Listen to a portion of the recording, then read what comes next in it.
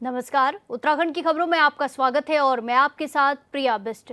Bulletin की शुरुआत करते हैं। सीएम धामी के निर्देश पर पत्रकार राजीव प्रताप की मृत्यु की घटना की गहन जांच के लिए विशेष टीम गठित की गई है।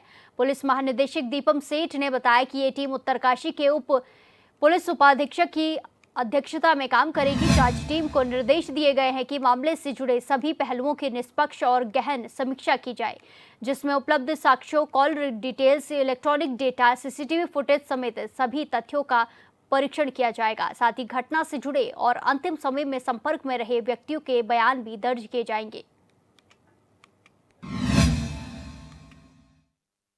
जैसा कि आप अवगत हैं कि दिनांक 19 सितंबर को ये सूचना मिली उत्तरकाशी में कि 18 सितंबर की रात्रि से श्री राजीव प्रताप ये इनकी गुमशुदगी के संबंध में सूचना प्राप्त हुई है 19 सितंबर को। और सूचना मिलते ही उत्तरकाशी पुलिस ने इनकी छानबीन के लिए और जो इनकी खोज के लिए प्रयास शुरू कर दिए थे।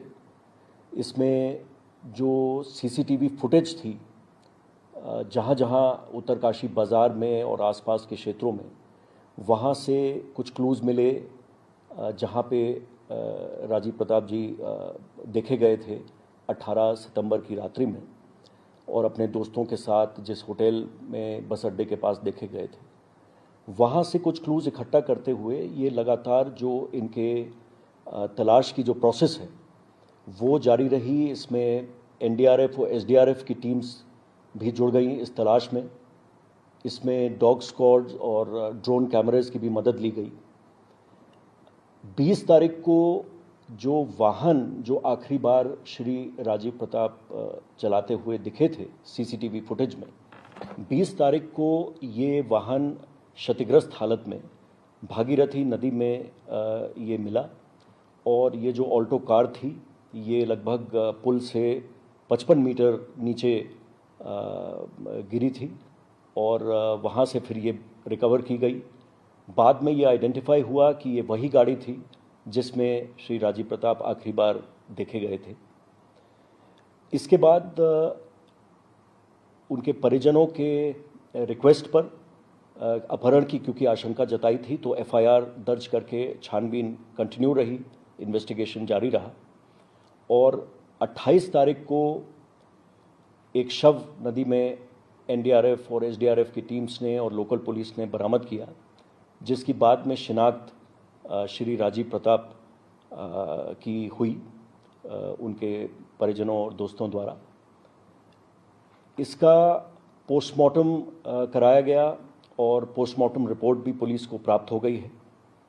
इसके अतिरिक्त एक आगे के इन्वेस्टिगेशन के लिए जो डिप्टी एसपी उत्तरकाशी हैं उनकी अध्यक्षता में एक टीम गठित की गई है।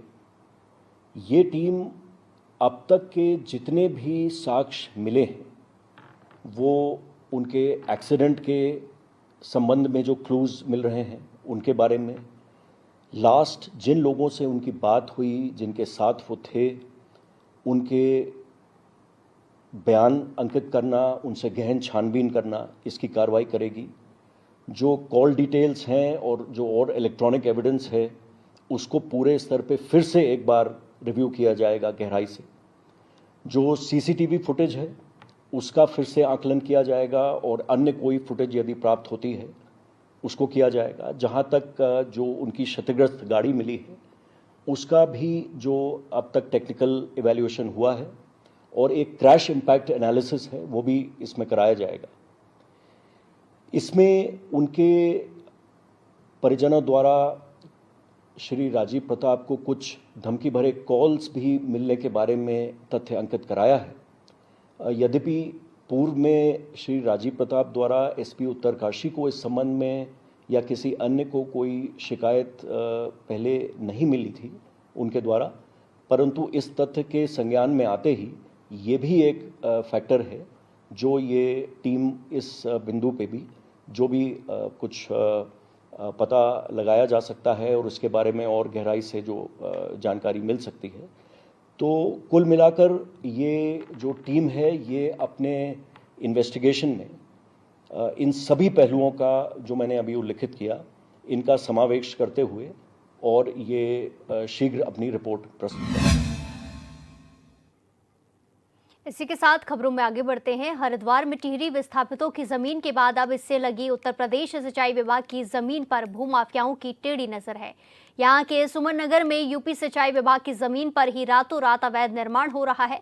गौर करने वाली बात यह है कि जहां अवैध निर्माण हो रहा है उसकी सीमा रानीपुर कोतवाली के सुमन नगर पुलिस चौकी से लगी हुई है। मंगलवार को लोगों की शिकायत पर मौके पर पहुंचे उत्तर प्रदेश सिंचाई विभाग के अधिकारियों ने निर्माण कर रहे ठेकेदार और मजदूरों को अवैध तत्काल निर्माण रोकने की चेतावनी दी। यूपी सिंचाई विभाग की जमीन पर हो रहे इस अवैध निर्माण की आड़ में भूमाफिया अवैध कॉलोनी विकसित करने की कोशिश में है। इस दौरान सिंचाई विभाग ने अवैध निर्माण करने वालों को कड़ी फटकार लगाते हुए अवैध निर्माण ध्वस्त करने और कानूनी कार्रवाई की चेतावनी दी।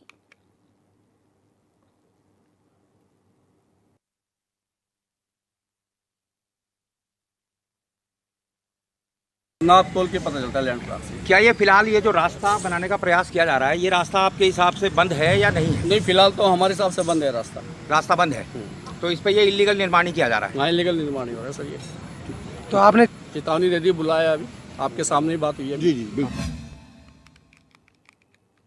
एम्स गेट 0 जोन से अतिक्रमण हटाने पुलिस और नगर निगम की टीम मौके पर पहुंची। कार्रवाई के दौरान हुई धक्का मुक्की में महिलाओं ने पुलिस कर्मियों और नगर निगम कर्मचारियों के ऊपर खौलती हुई दाल कड़ी फेंक दी। इस दौरान पुलिस कर्मचारियों की ठेली संचालकों से लंबी नोकझोंक हो गई। मामले में 3 महिलाओं को हिरासत में लिया गया है।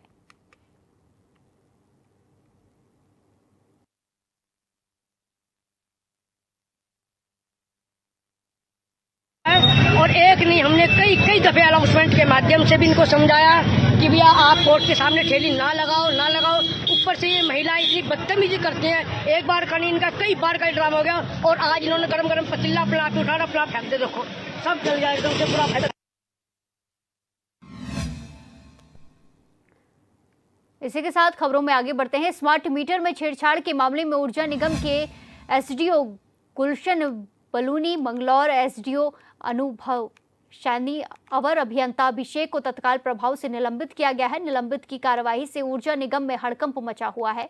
आपको बता दें कि कल ही मंगलौर के मंडावली में स्टील कंपनी में स्मार्ट मीटर में छेड़छाड़ करने के आरोप में 5 आरोपियों को गिरफ्तार किया गया था। देर शाम तक चली इस जांच में ऊर्जा निगम के डायरेक्टर मदन लाल आर्य ने मामले की गंभीरता को देखते हुए ये फैसला लिया।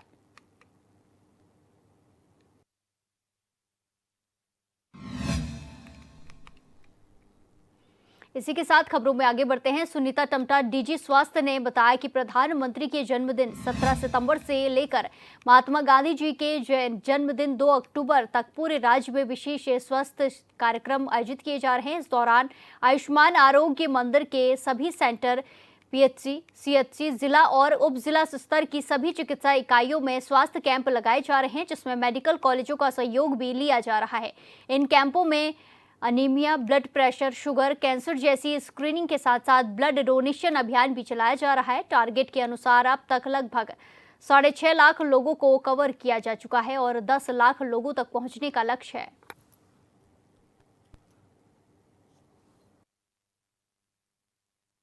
देखिए, ऐसा है, ये जो स्वास्थ्य पखवाड़ा हमारे जो चल रहे हैं, ये माननीय हमारे प्रधानमंत्री जी के जन्मदिन से 17 सितंबर से और हमारे जो महात्मा गांधी जी के जन्मदिन तक 2 अक्टूबर तक मनाया जाएगा। और इसमें हमारा सारे पूरे राज्य में पखवाड़े लग रहे हैं।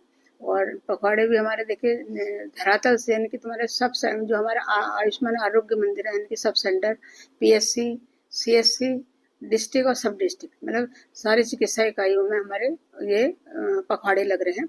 और इवन इसमें जो है अन्य जैसे मेडिकल कॉलेज का भी हम सहयोग ले रहे हैं, वहाँ से भी हम लोग डॉक्टर्स ले रहे हैं और उनके द्वारा भी कैंप्स लगाए जा रहे हैं मेडिकल कॉलेजों के द्वारा। तो हमारे जो लगभग जो इसमें जो योजनाएं हैं, तो उसमें माननीय मंत्री जी का भी फोकस है हमारे कि हमारी जो सेवाएं हैं वो धरातल तक उसका प्रचार प्रसार हो और लोग लोगों जो है उससे लाभान्वित हो।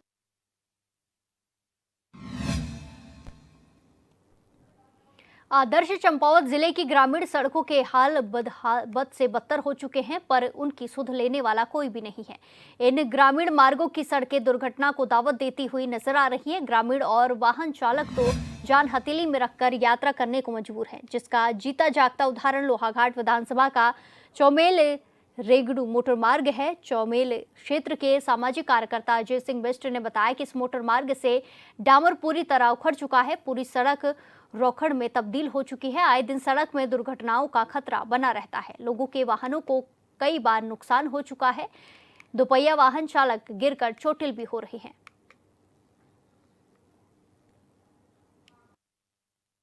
जो चौमेल रेगड़ू की सड़क है, ये लगभग आज से 6-7 साल पहले बनी हुई है, लेकिन तब से लेकर अभी तक इसमें कोई भी डामरीकरण का कार्य अभी तक नहीं हुआ है और ना ही कोई पेच वर्क हुआ। आप पूरी रोड की हालत देख सकते हैं। ये चौमेल वल्स वाली रोड से होते हुए लिंक है जो रेगड़ू को जोड़ती है। उसमें आप देख सकते हैं कि अगर एक जगह भी आपको रोड की सही स्थिति दिखेगी तो आप मौके पे आकर देख सकते हैं। वहाँ पर एक जगह भी आप अगर रोड को सही हालत में देख, कई जगह तो ना कम से कम 90% रोड जो जामर है वो रोड में है ही नहीं, खाली छोटे छोटे टुकड़ों में कुछ हिस्सों में रहा है कई जगहों पे। और कई जगहों पे ऐसा है कि पूरी नालियाँ बन गई हैं। बनी हुई दीवारें पिछले साल की आपदा के दौरान भी जो दीवारें टूटी हुई थी वो अभी भी जैसी की तैसी ही हैं और उन पे अभी तक कोई कार्य नहीं। उत्तराखंड प्रदेश कांग्रेस कमेटी के नेताओं और पदाधिकारियों ने गांधी पार्क में एक दिवसीय सांकेतिक धरना आयोजित किया। कांग्रेस के वरिष्ठ उपाध्यक्ष सूर्यकांत धस्माना ने कहा कि बीजेपी प्रवक्ता के लोकसभा में नेता प्रतिपक्ष राहुल गांधी को हत्या की धमकी दिए जाने के खिलाफ ये धरना प्रदर्शन किया गया है। उन्होंने कहा कि महात्मा गांधी ने अहिंसा के मार्ग में से देश और दुनिया को प्रेरित किया, जबकि वर्तमान सरकार हिंसा और डर का संदेश फैला रही है।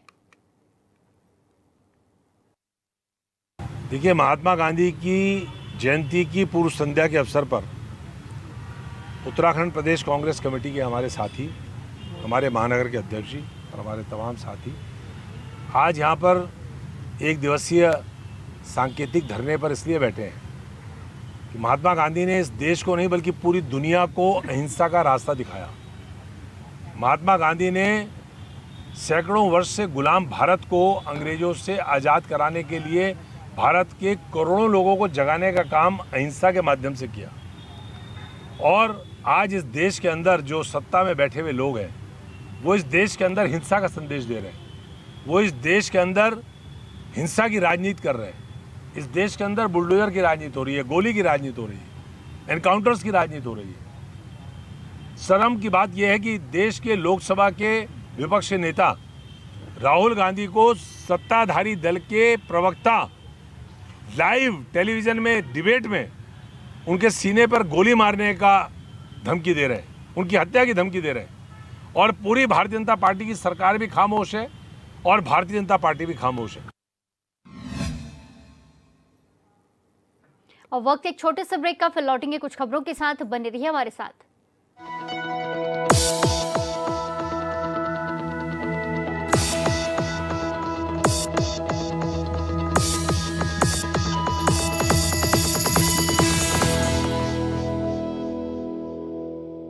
ब्रेक के बाद एक बार फिर से आपका स्वागत है। रुक करेंगे खबरों का। अल्मोड़ा में सहकारिता बैंक की ओर से 7 दिवसीय सहकारिता मेले का आयोजन किया जा रहा है, जिसका उद्घाटन केंद्रीय राज्य मंत्री अजय टम्टा और कैबिनेट मंत्री धन सिंह रावत करेंगे।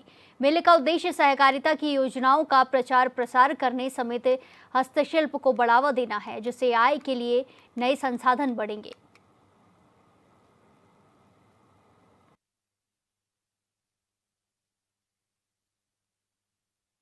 उत्तराखंड सरकार और माननीय सहकारिता मंत्री उत्तराखंड आदरणीय डॉक्टर धन सिंह रावत जी के निर्देश पर सर्वप्रथम अल्मोड़ा जनपद में 3 अक्टूबर से 9 अक्टूबर तक 7 दिवसीय सहकारिता मेले का आयोजन चिमकनी मैदान अल्मोड़ा में किया जा रहा है, जिसमें अल्मोड़ा जनपद की थीम है सहकारिता से हस्तशिल्प संरक्षण।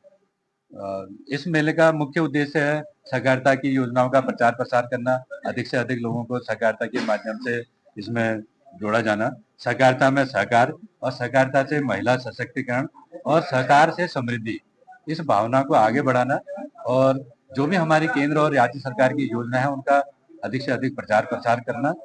मेले का उद्घाटन दिनांक 3 अक्टूबर 2025 को केंद्रीय सड़क परिवहन राज्य मंत्री श्री अजय टम्टा जी के द्वारा किया जा रहा है। इसी के साथ खबरों में आगे बढ़ते हैं। जसपुर नगर पालिका क्षेत्र के वार्ड नंबर 5 में 15 साल से बदहाल पड़े अब्दुल कलाम पार्क के अब भाग खुल चुके हैं। एचएनएन ने प्रमुखता से खबर चलाने के बाद नगर पालिका प्रशासन ने पार्क की ओर ध्यान दिया है और शासन को डीपीआर भेजी है, जिसके बाद शासन ने उसे स्वीकृत भी कर लिया है। वहीं अब नवंबर तक पार्क का सौंदर्यीकरण कराया जाएगा। अधिशासी अधिकारी नगर पालिका जसपुर ने बताया कि पार्क को प्रगति पार्क बनाया जा रहा है, जिसके लिए सरकार को 65 लाख की डीपीआर बनाकर भेजी गई थी, जो स्वीकृत हो चुकी है। स्वीकृत रुपए में से 39 लाख रुपए नगर पालिका के खाते में आ गए हैं। अब जल्द ही पार्क का सौंदर्यीकरण का काम शुरू कर दिया जाएगा। वहीं दूसरी ओर पार्क के सौंदर्यीकरण को लेकर आसपास की जनता को काफी राहत मिली है। की जो एक नीति है रेजिडेंसी पार्क की, तो अब्दुल कलाम पार्क में नगर पालिका द्वारा रेजिडेंसी पार्क बनाया जा रहा है। उसके लिए नगर पालिका ने 65 लाख की डीपीआर बना के भेजी थी, जो स्वीकृत हो गई है।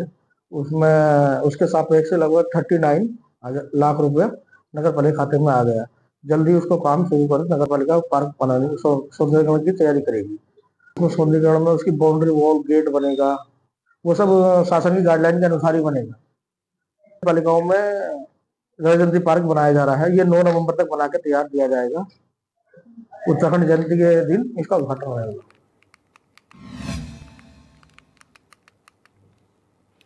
इसी के साथ खबरों में आगे बढ़ते हैं। हरिद्वार के सिद्धपीठ में नवमी पूजा की धूम देखने को मिल रही है। इस अवसर पर सुरेश्वरी देवी मंदिर में सुबह से ही श्रद्धालुओं का तांता लगा हुआ है। वहीं मां के दरबार में विशेष हवन और पूजन के साथ भक्तों ने सुख समृद्धि की प्रार्थना की और पूरे मंदिर परिसर में जयकारों और मंत्रोच्चारण की गूंज ने माहौल भक्ति में बना दिया। साथ ही एचएनएन के संवाददाता ने मंदिर के पुजारी से खास बातचीत भी की है। रामनवमी का विशेष दिन है। सुबह से ही रामनवमी का विशेष दिन है। सुबह से ही सिद्ध पीठों में भक्तों का तांता लगा हुआ है। आप देख सकते हैं, इस वक्त हम सिद्ध पीठ सुरेश्वरी देवी के मंदिर में मौजूद है। भक्त सुबह से ही यहाँ पर पूजा अर्चना कर रहे हैं। हम पुजारी जी से बात करते हैं कि आज के दिन का क्या विशेष महत्व है। आज के दिन का क्या विशेष महत्व है? आज के दिन का जो है विशेष महत्व है। भगवती जो है आज स्वयं ही इस स्थान पर पधारती हैं, समस्त भक्तों को मनवांछित फल देती हैं। जो भी भक्त आता है उनको मनवांछित फलों की प्राप्ति होती है। भगवती स्वयं आकर के आज जो है साक्षात जगदम्बा स्वरूप में भक्तों को जो है मनवांछित फलों को प्रदान करती है। ये थे हमारे साथ मंदिर के पुजारी जी।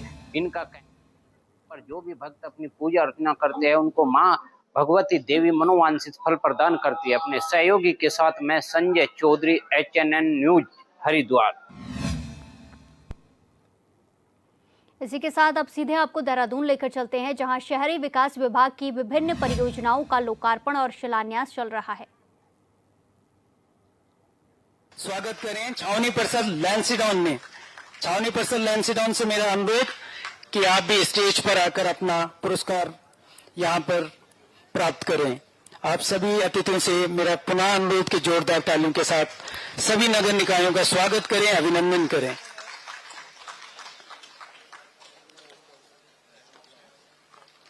अपने माननीय अतिथियों का हम कोटि कोटि धन्यवाद करते हैं।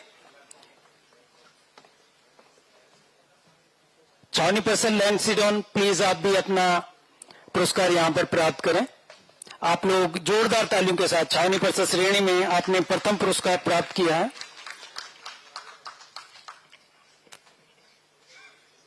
अपने माननीय अतिथियों का हम धन्यवाद करते हैं। हम अपने माननीय अतिथियों से पुनः अनुरोध करते हैं कि हम लोगों ने स्वच्छ पुरस्कार 2025 के तहत भी 8 पुरस्कार यहां पर अनाउंस किए हैं। आप लोगों से मैं अनुरोध करूंगा कि आप इन अलग अलग कैटेगरी के, ये जो 8 हैं, ये अलग अलग कैटेगरी के अंतर्गत दिए जा रहे हैं। आपसे अनुरोध रहेगा कि आप हमारे नगर निकायों को यहाँ पर पुरस्कृत करेंगे। कारगिल में ठोस अपशिष्ट के निस्तारण प्लांट एवं परिवहन सुदृढ़ किए जाने एवं क्षमता अभिवृद्धि करने के लिए नगर निगम देहरादून को यहाँ पर पुरस्कृत किया जा रहा है। मैं अपने मुख्य अतिथि महोदय से निवेदन करूंगा, साथ ही सभी अतिथियों से निवेदन करूंगा कि नगर निगम देहरादून को ये पुरस्कार यहाँ पर प्रदान करें। नगर निगम की सारी टीम से मेरा अनुरोध, माननीय मेयर साहब से मेरा अनुरोध कि आप ये यहाँ पर पुरस्कार प्राप्त करें। एक अन्य कैटेगरी जिसमें स्वच्छता ही सेवा 2025 के अंतर्गत 25 सितंबर को 1 घंटा 1 दिन एक साथ कार्यक्रम के अंतर्गत सर्वाधिक स्वच्छता सप्ताह का कीर्तिमान बनाए जाने के लिए नगर निगम हल्द्वानी माननीय मेयर और उनकी टीम से मेरा अनुरोध कि आप भी अपना ये पुरस्कार यहाँ पर प्राप्त करें। आप लोग जोरदार तालियों के साथ, ये अलग अलग कैटेगरीज हैं। ये स्वच्छता की शपथ जो ली गई थी, नगर निगम हल्द्वानी ने एक कीर्तिमान स्थापित किया था, उसी को मद्देनजर यहाँ पर ये पुरस्कार प्रदान किया जा रहा है।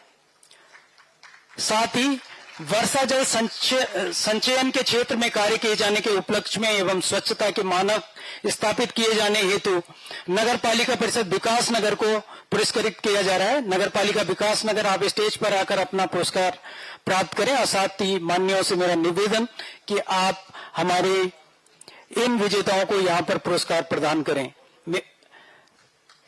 ठोस सबसिस प्रबंधन में निकाय द्वारा उच्च मानक स्थापित किए जाने, माननीय प्रधानमंत्री जी ने भी जिनको अपनी मन की बात में कोट किया था, ऐसे नगर निकाय नगर पंचायत कीर्ति नगर को भी यहाँ एक कैटेगरी में सम्मानित किया जा रहा था। तो नगर पंचायत कीर्ति नगर से अनुरोध कि आप भी स्टेज पर आकर अपना पुरस्कार यहाँ पर प्राप्त करें। मान्यों से अनुरोध कि आप हमारे इस नगर निकाय को ये पुरस्कार प्रदान करें। गौग्राम ग्रास सेवा में निकाय द्वारा उच्च मानक स्थापित किए जाने और गौ सेवा में एक ऊंचाई को स्थापित करने के लिए नगर पालिका परिषद रामनगर की टीम से माननीय अध्यक्ष जी से निवेदन कि आप स्टेज पर आकर इस कैटेगरी का अपना ये पुरस्कार यहाँ पर प्राप्त करें। माननीय अतिथियों से निवेदन कि आप इस कैटेगरी का पुरस्कार नगर पालिका परिषद रामनगर को प्रदान करें।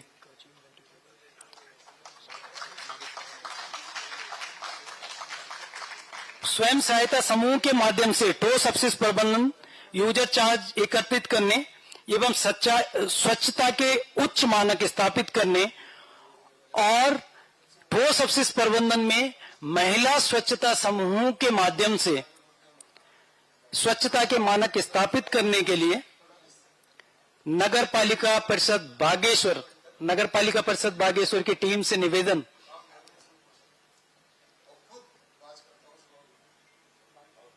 कि आप स्टेज पर आकर अपना पुरस्कार यहां पर प्राप्त करें। नगर पालिका परिषद बागेश्वर, आप लोग जोरदार तालियों के साथ ये अलग अलग कैटेगरी के पुरस्कार यहां पर दिए जा रहे हैं। आप सभी की हौसला अफजाई करें प्लीज। केदारनाथ धाम में डिजिटल रिफंड सिस्टम के माध्यम से प्लास्टिक वेस्ट मैनेजमेंट में उच्च मानक स्थापित करने के लिए नगर पंचायत केदारनाथ को भी यहां पर पुरस्कृत किया जा रहा है। ईओ नगर पंचायत केदारनाथ, आप स्टेज पर आकर ये पुरस्कार यहां पर प्राप्त करें और साथ ही अतिथियों से निवेदन कि आप ये पुरस्कार हमारे केदारनाथ पंचायत को प्रदान करें। नदी को प्रदूषण मुक्त बनाने हेतु गंगोत्री धाम में श्रद्धालुओं द्वारा छोड़े गए कपड़ों को पुनर्चक्रित करते हुए उसे रियूज करने के मानक स्थापित करने के लिए नगर पंचायत गंगोत्री को भी यहाँ पर सम्मानित किया जा रहा है। आप सभी लोग जोरदार तालियों के साथ नगर पंचायत के प्रतिनिधि। इस बुलेटिन में फिलहाल के लिए इतना ही। बाकी तमाम खबरों के लिए देखते रहिए HNN 24/7। नमस्कार।